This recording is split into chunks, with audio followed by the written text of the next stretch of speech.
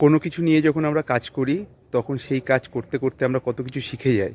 তো এই ছাদ বাগানটা করতে গিয়ে আমি অনেক কিছু শিখছি আস্তে আস্তে, তোমাদের সঙ্গে শেয়ারও করছি। যে জিনিসটা এখন নতুন শিখেছি সেটা তোমাদের দেখাচ্ছি। দেখো, আমার এই লাউ গাছটাকে তো তোমরা অনেক দিন ধরেই দেখছো।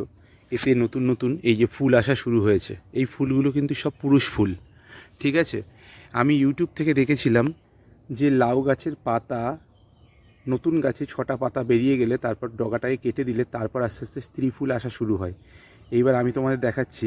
6টা পাতা হয়ে যেতে আমি এইখান থেকে কেটে দিয়েছিলাম, এটাও কেটে দিয়েছিলাম, আর একটা ডাল এখান থেকে ছিল সেটাও কেটে দিয়েছিলাম। এই যে কাটা ছেড়ে এই দুটো ডাল কেটে দেওয়ার ফলে প্রচুর নতুন নতুন ডাল বেরোতে শুরু হয়েছে।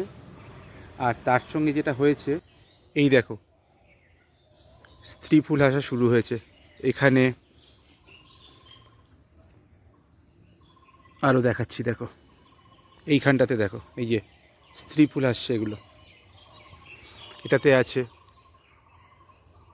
এই অভিজ্ঞতাটা আমার মতো হয়তো অনেকেরই নেই, তাই সকলেই জেনে নিলে এটা, যে লাউ গাছ মোটামুটি বাড়িতে করলে 6টা পাতা বেরিয়ে গেলেই যে ডগাটা থাকে সেটা কেটে দাও, নতুন যে ব্রাঞ্চ বেরোবে সেখানে অবশ্যই স্ত্রী ফুল আসবে।